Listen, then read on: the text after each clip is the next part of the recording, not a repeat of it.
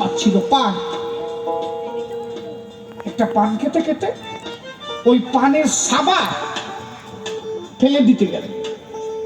দশরথের স্ত্রী করলো কি, ওই সাবাটা হাতে নিয়ে প্রণাম দিয়ে খেয়ে গেল। যেই ওই পানের সাবা খাইছে, ওই না বৈধ দেখছে, শালা তো পরিস্থিতি ভালো না রে,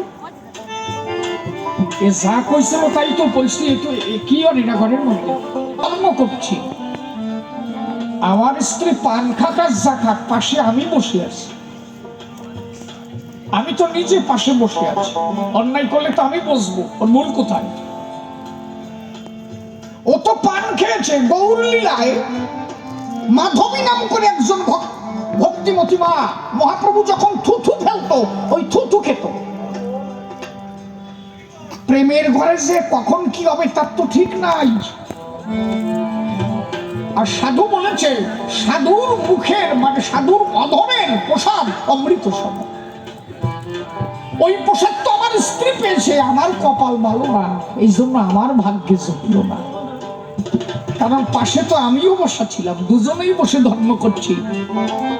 আমার স্ত্রী যদি খারাপ কিছু করবে তাহলে আমি তা প্রশ্রয় দিতাম কি? আমি তো কাছে আছি। নাই বললেন ওসব কথা কাজ হবে না। জুতো দিয়ে 10খানা বাড়ি মারল। দশরথ সহ্য করল। ঠাকুর ভিতর থেকে বুঝতে পারছে কি হচ্ছে। মূলত মারবে হচ্ছে ঠাকুরকে, টার্গেট হচ্ছে হরিচাঁদ ঠাকুর। দশরথ বললেন, যত মারো আমায় মারো,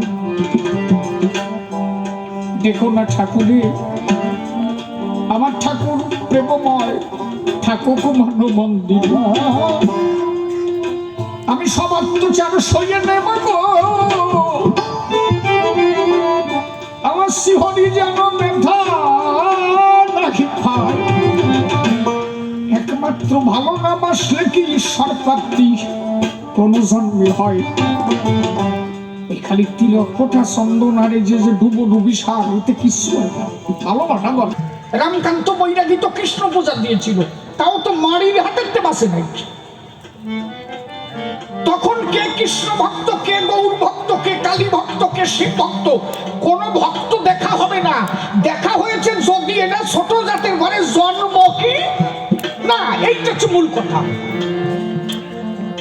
কালী পুজোও যেতে পারবে না, কৃষ্ণ পূজাও নাই তোমার, কোন ধর্ম অনুষ্ঠান তোমার নাই। তুমি হচ্ছে 3 বর্ণের কৃতদাস, ওদের 3 বর্ণের দাসত্ব তোমার করতে হবে, এইটা হচ্ছে তোমার প্রযোজ্য।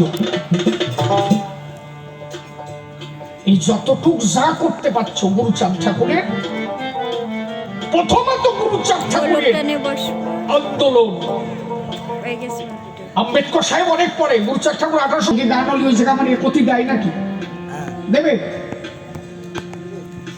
কথাটা কেন বলছি, 10 বছর যদি আপনি আপনার ছেলেটাকে একটু ট্যাকেল দেন, আমি দেখি যারা প্রাইভেট টিউশনই পড়ায় এই মাস্টারকে বেতন দেয় না।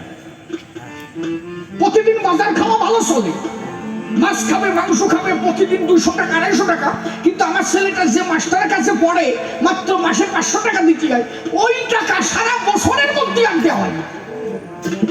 বিষয়টা গুরুচাঁদ ঠাকুর বলছে, আগে যে শিক্ষা দেবে তার টাকা যেন ঠিক মতো পেমেন্ট হয়। তোমার ছেলেটার প্রতি লক্ষ্য কখন হবে, তুমি প্রতি মাসে যখন টাকাটা পাই টু পাই দেবে, ওই মাস্টারের লক্ষ্য থাকে উনি আমার বেতন ভালো দেয়, ওই ছেলেটাকে আমার একটু চেখে রাখতে হবে।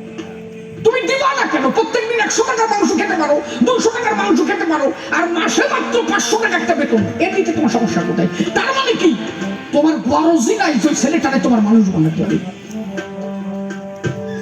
কথা আমি ঠিক করছি তো নাকি? সত্যি না? যারা প্রাইভেট পড়ায় তাকে তারা শুনে দেখবো, ওরা যে কি দুঃখ প্রকাশ করে। আমার বাড়ি যে দেখছো মাছ মাংস খাইয়ে গুত হয়ে গেছে, আর সারা মাস পরে 500 টাকা পাবো তাই দেয় না। আর প্রত্যেকদিন আপনার ছেলেটাকে নিয়ে 2 ঘন্টা টিউশনি করাচ্ছে, সেই লোকটা আপনি পারিশ্রমিক দেবেন না। তার মানে কি আপনি শিক্ষিত সম্মান করতে জানছেন না। গুরুচাঁদ ঠাকুর প্রথমে বলেছে, শশীভূষণকে কোনোদিন তুই তুকারি কর নাই। গুরুচাঁদ ঠাকুর জেনে রাখো, সত্য ভাবা মা কোনোদিন তুই তুকারি করে কথা বলে নাই শশীভূষণ ঠাকুরের সাথে। গুরুচাঁদ ঠাকুর সবসময় শশীভূষণকে বড়বাবু বলতো। এই বড়বাবু কোথায় গেছে রে, বড়বাবুকে একটু ডাকো তো। জিজ্ঞাসা করা হলো, বাবা তুমি কোনোদিন দাদারে তো তুই তুখানি করো না? হ্যাঁ, বলে আমার ছেলে শিক্ষিত হয়েছে, ও যদি আমি সম্মান না করি আর কয়জন করবে নাকি? আর তোমার একটা সল হবে আর মানুষের মধ্যে যে ডাক দেবা, স্যান্ডা গেছে কোনে রে, ওরে স্যান্ডা রে, আর একজন কবে কেত্রা।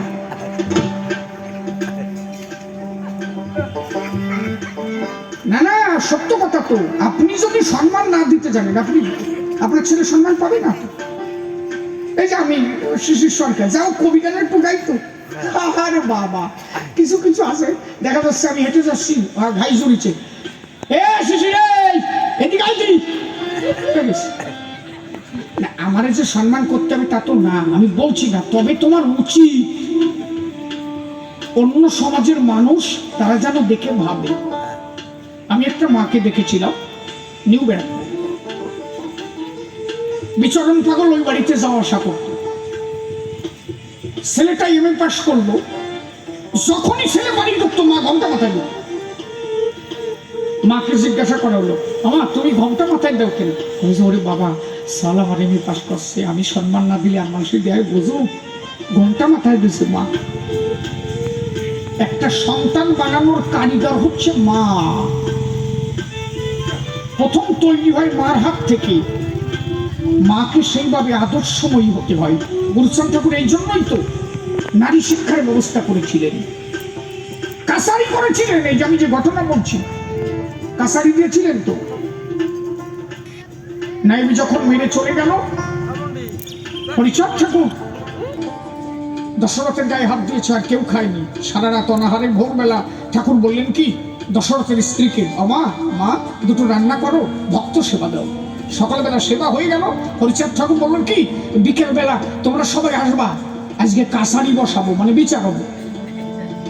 কাছারি বসাবো কাকে দিয়া? কারে দিয়ে বসাইছিল জানো? মেয়েদের দিয়ে। একটা বেড়ার পাশে একটা চৌকি রাখলো, তার উপরে তিনটে বালিশ, তিনটে বালিশের উপরে একটা বিছনার চাদর, একটা মেয়েকে বসালো। ঠাকুর বললো কি তুমি বিচারক, আজকে তুমি বিচারক। আর যারা দেখেছে মেরেছে তাদের বানালো যে তোমরা উকিল মুক্তা, তোমরা এর বিচার করবা। ঠাকুর গিয়ে বিচারক বানাইয়ে ওই মেয়েটা, মানে কি উনি দেখালো যে নারীকে অধিকার দিতে হবে, নারীর অধিকার না হলে সমাজ উন্নত হবে না। সেই সময় হরিচাঁদ ঠাকুরের ভাবনা কি, খালি ভাবো, ওই চৌকির উপরে একটা সিংহাসনের মতো তৈরি করে ওখানে একটা মেয়েকে বসায় ঠাকুর করজোর ওই মেয়ের কাছে বলছে, কালকে আঘাত করেছে, আঘাত তো আমার পিঠে, তার দশরথকে আঘাত করেছিল, সমস্ত আঘাত কিন্তু আমার ঠাকুর বল করেছিল।